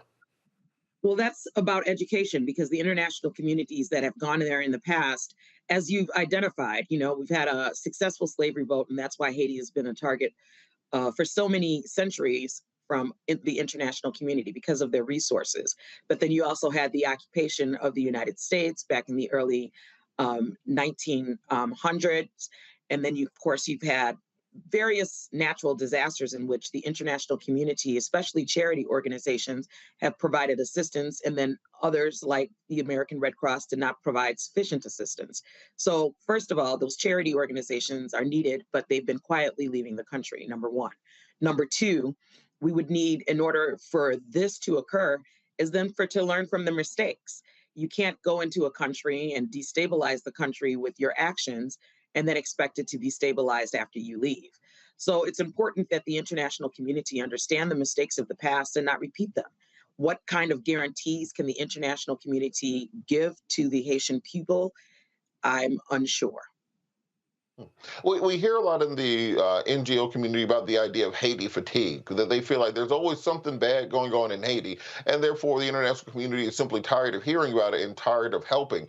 People have grown numb to the crises after crises. What can be done to try to restore the same type of international assistance as we're seeing, for example, in Ukraine? Ukraine seems to have an infinite well of well wishes and money coming to them. How can we have that same sort of support and communication and assistance without the soft version of colonialization that we've seen in the past to actually help the people on the island? And the distinction between Ukraine, obviously, and Haiti is that Ukraine is just facing their situation now. It's recent. It hasn't been ongoing like Haiti. Haiti has had an ongoing influx of conflict, not only from the people, but from the international community. They've constantly had to fight for what it is that they have. So in order for people to stop being weary, it's for them to understand why these things have occurred for so long in Haiti. It is for them to educate themselves on the Haitian history, and the Haitian condition is a result of that history. It's not like something that came overnight. This is something that's been going on for years and years and years. So if you are strong in your character, strong in your mind, then you have to understand that dealing with gangs without any weapons, dealing with gangs without any police, dealing with gangs without anybody that's there in order to protect you, then that is why not only the citizens are tired, but I can understand why the community, the international community that wants to help is tired. But you can't be tired. You have to be vigilant. You have to be persevere and maintain your strength. We've seen a kind of friction between the need for democratic rule in Haiti, but then secondarily that democratic rule has to be at the acquiescence of the U.S. and the other Western powers. When the Haitian people have elected leadership that the Americans disagree with, the Americans seem to find a way to get rid of that Haitian leadership just magically, just out of nowhere. What can be done to actually install or to elect the type of leadership that can be representative of the people, but also not simply under the thumb or under the dictates of the American government? Because we've seen now both Canadian and U.S. troops taking up residence on the island, ostensibly to protect the embassy and to establish order, but we know that normally leads to further conflict and colonization. So in order to, quite frankly, have a free and fair election, you're going to need the opportunity for people to feel free to leave their homes. And right now, they don't feel free to leave their homes. So security definitely needs to be a common goal in order to be established by the international community. The second thing I would say that the international community can do, like here in the United States, we have a different way in order to hear the voice of the people with our vote. And in order to make sure that their votes are secure, we would have to provide them with that opportunity. And in order to provide them with that opportunity, sometimes services are going to be needed. So electricity would need to be restored, water would need to be restored. There would have to be opportunities for people to set up shop without having the fear of being raided by those that are political allies of the wrong party, so to speak. So in those situations, when you put those three things together, one, security, two, free and fair elections, and support of the community in order to bring those equipment, things that we have here in the United States there, that will allow people to get a political powerhouse that they've selected. At this point, I believe the second Monday is the last of the 10 elected Senate members' terms. There's supposed to be about 30 Senate members, and right now there's only 10. So there's going to be a dire situation in Haiti for sure. And we're over a year out from the assassination of the previous president, but has there been any updates on the investigation into exactly who killed him and what was behind the plot behind that? Because normally when a head of state is assassinated, it lasts for more than one news cycle. It seemed that it just happened and then disappeared from the international press and media, and nothing ever came out of it. There was Colombian mercenaries that were arrested, and that's something that we do know. We also know that there were some Haitian people out of here in the United States that helped to organize and finance that. But again, it goes back to resources. They're trying to destabilize the country in order to get at their resources. So obviously, there's people in the international community that want this to occur. And that is why it's been over a year since they've had an elected president in office. So in order to satisfy that, it goes back to what I've said. you need to make sure that the international community does not repeat its mistakes. I don't see colonization occurring again. I don't believe that the 11.4 million people that are on the island will allow that to occur. But in the end of the day, you do need to make sure that you're doing agreements and making treaties that work for the people that are there. Absolutely. And when you talked a little bit about organizations that are really reaching out and doing the right work, we've seen some of the larger NGOs, they'll raise a bunch of money, they'll spend it on CEO salaries, plane rides, airing commercials, telethons, all that stuff. And the amount of money that actually gets to the ground where people need it is minimal. What are some organizations that people do want to donate and people do want to make a difference that they should be reaching out to that are actually doing the real work on the ground? Well, there's about 3 or 4 different organizations that are currently on the ground. One of them is Delta Sigma Theta Sorority Incorporated. They're actually about 95 miles away from Port-au-Prince, and they have an elementary school, and that is still operational. However, you have to think about other organizations like Jeremy. They have a organization that's based out of Fort Lauderdale, and they go into Jeremy, which again is not in the capital city. And then you have other organizations that you'd have to look into in order to find out if they're truly on the ground. One organization out of Illinois called the Concerned Haitian Americans of Illinois, they used to do medical mission trips to Cape Haitian, but they're unable to do that at this time because of the insecurity that exists. So we do need to make sure that we're supporting these organizations before they even get back on the ground, because it's going to be imperative for them to not only get the food, the medical supplies, as well as the fuel in order to do the service that they're going to be doing. So if you can't actually get to an organization on the ground, think of the organizations that are here in the United States prepping up to get on the ground as ways to help. Absolutely. I want to thank you so much for joining. Also, so it's almost New Year's. Have you started shopping for your soup yet? You know, my mom has already got her stuff together. The soup you can't lean on your mom. You got to make it this year. Yeah, I go to my mama's house. No, you got to make it yourself. You got to pass that baton on forward. I got to do a Zoom call with my mom to make sure that I have mine up and running, because she makes fun of mine every year that I make it. I'm like, how about you just teach me how instead of just laughing at me? I'm just thinking that I can see how hard it is sometimes for the gentleman to get it together. But I, on the other hand, have learned that I can just wait until I have to get it together. Until I have to get it together, I'm okay not getting it together. Look, I've learned that it is not optional. For some reason, whether I want to make it or not, I just kind of start making it about 2 days beforehand. It just kind of shows up in my refrigerator. So there's something about that DNA that's very powerful. How can people get in contact with your group, particularly their lawyers in Illinois that want to participate and want to be involved, and to make sure we are actually getting the type of support on the ground that we need? Well, we have a website, HALAIL.org, halaillinois.org. We also have an email address. You can email us directly at hala.illinois@gmail.com. Address, 321 South Plymouth Court in Chicago, Illinois. All right. Well, thank you so much for everything that you've done. We're going to get updates from you, of course, as things progress. And we just want to make sure that we are keeping an eye on what happening to our brothers and sisters in the diaspora, the same way everyone else uses their media to highlight what's going on with their people around the world. We got to make sure that we're doing the same, so we're getting the needs and assistance. Everybody, this is the point of having Black media, so that we can cover stories about ourselves. This is why it's important. You guys make sure you like on the YouTube page. As Roland always says, we need to be at 1,000 likes before the end. And look, some of the shows from last week are right around 100,000 views. Share the clips. I want when Roland to get back to be able to throw them things in his face, like 100,000, 110,000, 150,000. So make sure you're doing that to support and make sure you're helping them grow here at Roland Martin Unfiltered. Thank you so much, Attorney Sanat. Thank you. Thanks. We will be back after the break. You're watching Roland Martin Unfiltered, streaming live on the Black Star Network.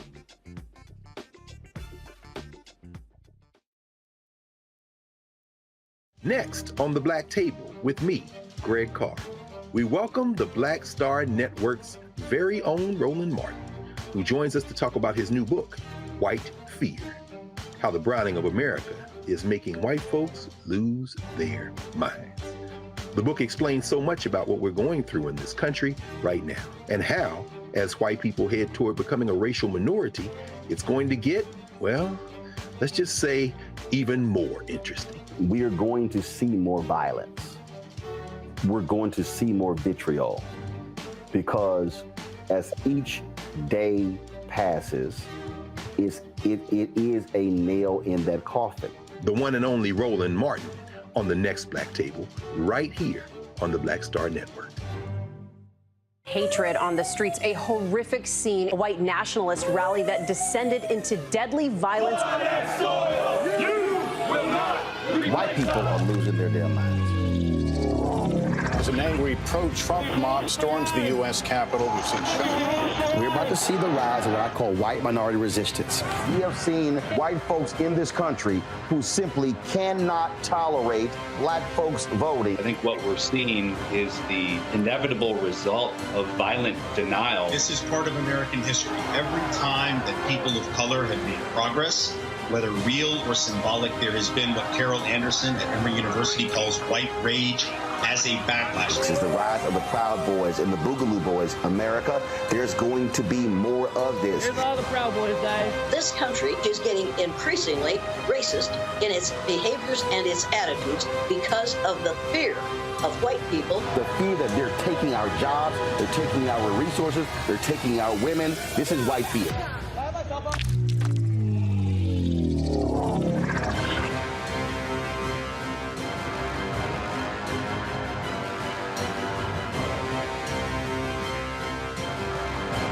Hey, I'm Amber Stevens-West. I'm Avery Sunshine. So this is Roger Bow. I got a message for Roland Mascot. Oh, I'm sorry, Ascot Martin. Buddy, you're supposed to be hooking me up with some of these mascots. I'm sorry, ascots that you claim to wear. Where's mine, buddy? Where's mine? That's all I got to say to you, okay? Mascot, goodbye. Hi, this is Essence Atkins, and you're watching Roland Martin Unfiltered.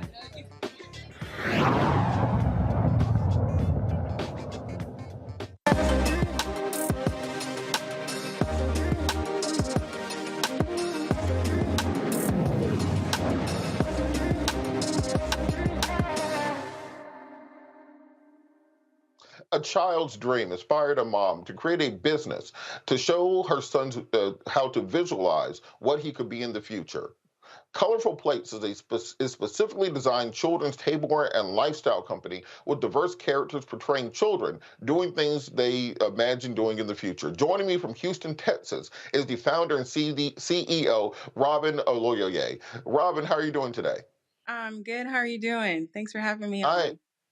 I'm outstanding, and thank you so much for joining us. So tell us a little bit about Colorful Plates, kind of what was the idea about it, around it, because it's something that is not really intuitive, the idea of having diverse and kind of inspirational tableware for children. Yeah. So I started it because my son told me he wanted to be an astronaut, and I looked up and down for an astronaut that represented my son, and I couldn't find anything at the stores. And I was really mulling over, how do I create something for my son and help him spark his dreams? And I happened to be in the kitchen that day, and I was really hungry. And I ended up with children's tableware. So it worked itself out really well. But the whole purpose of Colorful Plates is to be able to put something in front of your child on a daily basis that is not a toy, that can spark these internal family conversations at mealtime and really help with the trajectory of, their future. That's great. And I find it interesting how when people kind of take these ideas that they have and turn them into companies, one of my mentors called it divine inspiration. Where did you go from simply having this thought and this idea with your son to formalizing it, turning it into a company and turning it into something where you could spread this message throughout the community? Yeah. So what happened was I started putting my plate in front of my son, and he would have friends over, or, I would send him to school with his lunch, and he would say, I want to bring my plate with me. And it started getting around other children. And then I realized that not only my son needed this, but all children needed it. And then more specifically, our children need it, because internally in the home, that's where you really learn and find out who they are. It's a safe space, and you're also there to encourage them to be the best person that they can be. So it ended up turning into a really big business, basically out of a intrinsic need as a parent for me to help my child. And I don't think I can think of any parents out there who don't want to help their child at all. So it just turned into a business, and I love it because that's my passion, is helping children see themselves like they imagine and dream to become. Now, how does you go from kind of the idea to the first plates? It's not intuitive for most people to be able to make children's tableware. How did you get the prototypes put together? What was kind of the Shark Tank of it all, where you were able to bring this to market? I literally had to Google it took me a few months to figure out how I could even do this. And there is a market out there. There are manufacturers here in the United States that do help people manufacture these products. And I ended up working through quite a few different manufacturers to get to have a working prototype. So I went through somebody in China, and I was like, this is not going to work, because I really wanted a good product. I wanted a high-end product, something that parents can toss in the microwave or put in the dishwasher if they're having a really busy day. But at the same time, the child has an heirloom product that they see themselves, and it's not a Paw Patrol or a character. It is actually themselves, and they end up staring at themselves and just loving the idea of seeing themselves on a plate. So it did take some trial and error to get a manufacturer. But it was a good process to have. It's interesting. During the pandemic, my wife brought a Cricut machine. I'm like, well, what's that? She said, I'm going to make a couple mugs. We have an entire floor of our house now dedicated to that. So I've seen these things start to snowball from I'm just going to make one to now I'm running an entire sweatshop where my husband is the chief manual labor there working on it. So can you talk a little bit about how many different plates you have or products you have currently, and what's kind of the growth idea where you want to take this in the next 5 years or so? Yeah, so we focused on professions first, and then, of course, imaginary dream things. So we have astronauts, we have ballerinas, we have doctors, dentists that we're actually going to be putting out. And then from there, we have mermaids and all different types of fun playthings for children to use their imagination while they go through meals. In the next 5 years or so, I have so many ideas for colorful plates. I can't talk about all of them right now, but I just know that I want to continue to grow. I want to have as many plates as possible. I'm going to say it here first. I want 1 million plates on tables, so that way children can basically change their trajectory. I definitely know that there has not been one person that I've met in my life that has not had a meal that has been metamorphic for them, and a positive outcome has come from that. And because of that, that's why my passion is behind colorful plates, because I think if you put this down in front of a child, it's basically going to help them confirm who they feel that they are. I want to bring the panel in because I think this is an absolutely outstanding idea, and the fact that it's not, as you said, Paw Patrol or another one of a Marvel character or a cartoon or something. It's inspiring them and giving them these messages that you can be a doctor, a lawyer, an astronaut, a engineer, etc. Teresa, did you have a question? Yeah, well, thank you so much for these wonderful plates. I'm an entrepreneur myself, and I am always looking for other opportunities to support.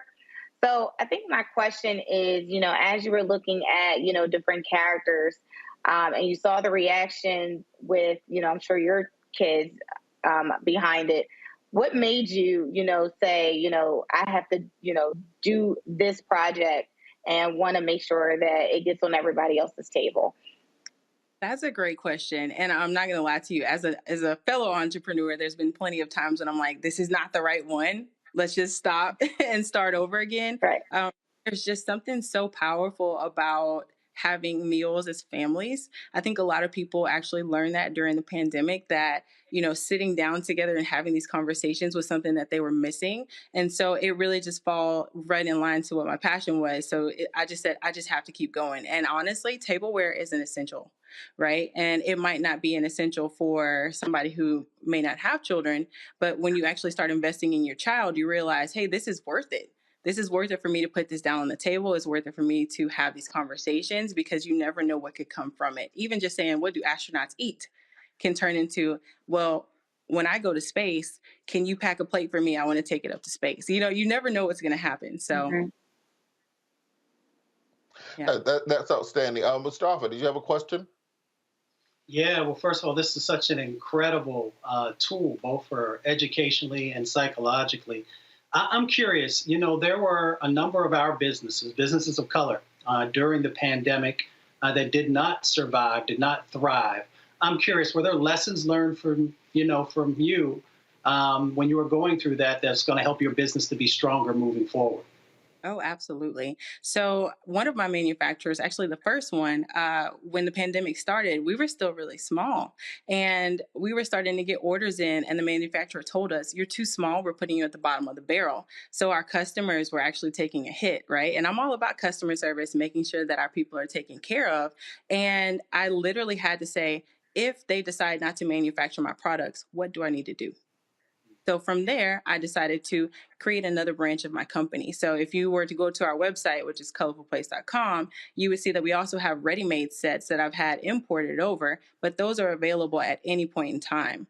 If you talk about our plates that are on our website, like for example, this is my son, this is the original plate right here. You can customize this with a name. This is with our current manufacturer in the United States. But I wanted to provide myself with an opportunity to be able to pivot always and be able to have a product on the market that is not waiting on somebody else to fulfill it for me.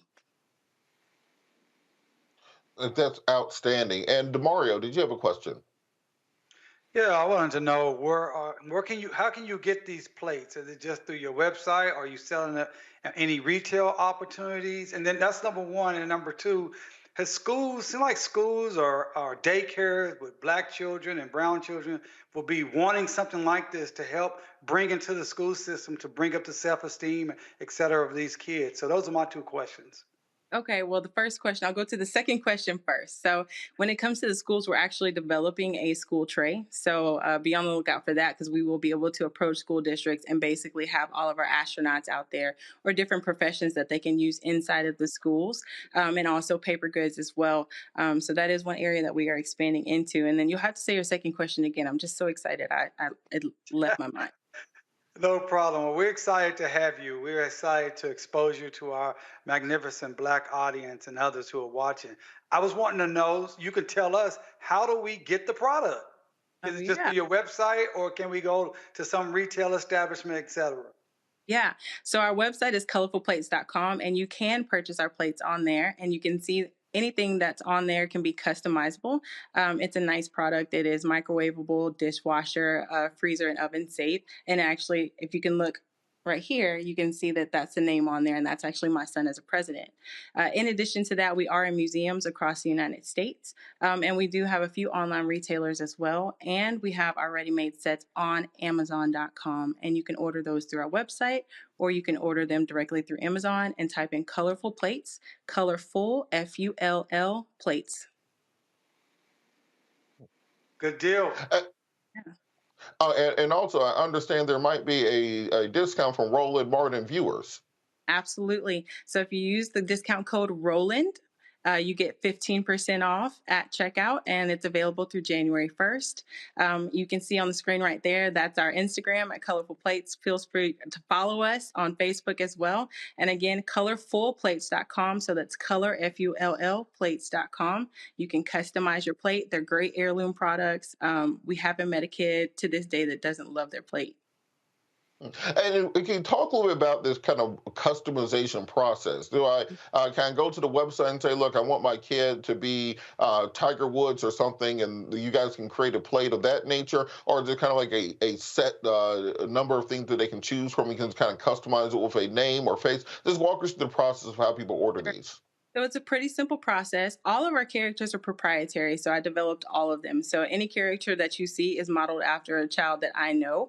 And you can go on there and you can look through the professions, find a child that resembles the child that you're searching for, and then you add a name on there. So you can choose from different fonts to add that on there, and then you press purchase, and then we create your product for you, and it comes to your door personalized. All you have to do is wash it and put it on the table and be ready to have a great experience. And what's the turnaround time, like from the time they order to when the plates are in front of their children? Yeah, so it takes about 3 weeks because every item is a custom item that we create for you. It is made directly for you. Nobody else will have the same plate as you. During the holidays, it took a little bit longer, but the average time is up to 3 weeks. We try to get it to you earlier if possible.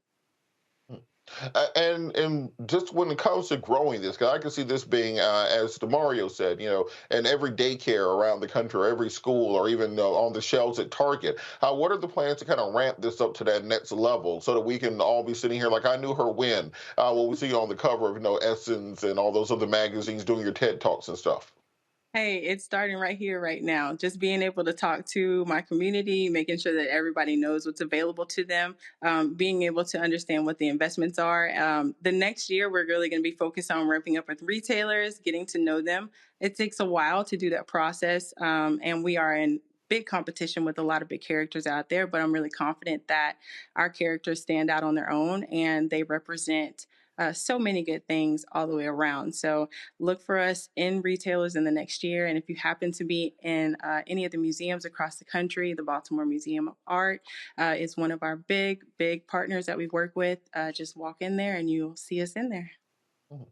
And just before we run out of time, I wanted to just talk a little bit about the importance of something like this, because there was a study done recently that said for kind of the first time ever, more young people wanted to be social media influencers than wanted to be astronauts. That if you look at the top professions for children, it used to be, teacher, fireman, police officer, something along those lines, and now it's turned into influencer, entertainer, rapper, athlete, etc.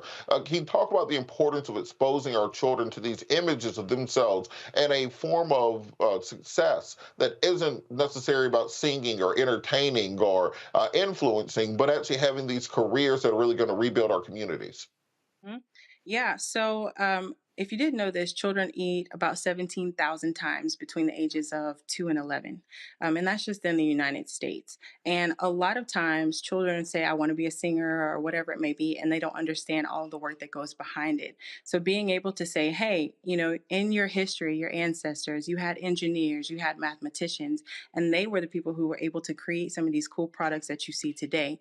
You can still have that path, but you may be able to do it and get there in a different way. So having those conversations, again, is why it's so important to be able to place these things down on the table, because somebody might say, well, I want to be a singer. And it's like, okay, well, that's great, but what are the components to getting there? And even just starting that conversation is one part of it, right? So even in terms of an artist, artists don't understand that you don't have to have a starving artist life, but they might want to be that, but you can have that conversation with them. So that's a really great question that you've asked. And I think it's important that, we start these conversations early and we can tie it back to our history, because we are people who have invented many things. We have started many things that haven't been able to stop across the world. I mean, we have light, so we started early and we started consistently, and they will understand that they can do anything. Well, I want to thank you so much for joining us tonight. One more time, where can people find information on this? How can they follow you on social media? Yeah, so it's colorfulplates.com. That's color, F-U-L-L, plates.com. On Instagram, are colorful_plates. And then you can also follow us on Facebook as well, Colorful Plates. Also keep in mind that we do have a discount code, Roland. Enter that in at checkout through January 1st for 15% off of your order. I appreciate the time that I've had to be on here today. Just being able to talk to y'all is amazing. And if you need a plate, let me know. We really appreciate you coming on. Thank you so much. Make sure you go to colorfulplates.com. Brand consistency when you're choosing a business name is an underrated strategy. Make sure when you pick a new business, you get everything, all the URLs, and you own them. And make sure you get all the variations also. I had a brother call into the radio show this morning, and he told us what his YouTube name was. And it ended with something Millionaire X. But if you put a space there, between Millionaire and X, it goes to his page. If you don't put a space there, it goes to some lady's OnlyFans page.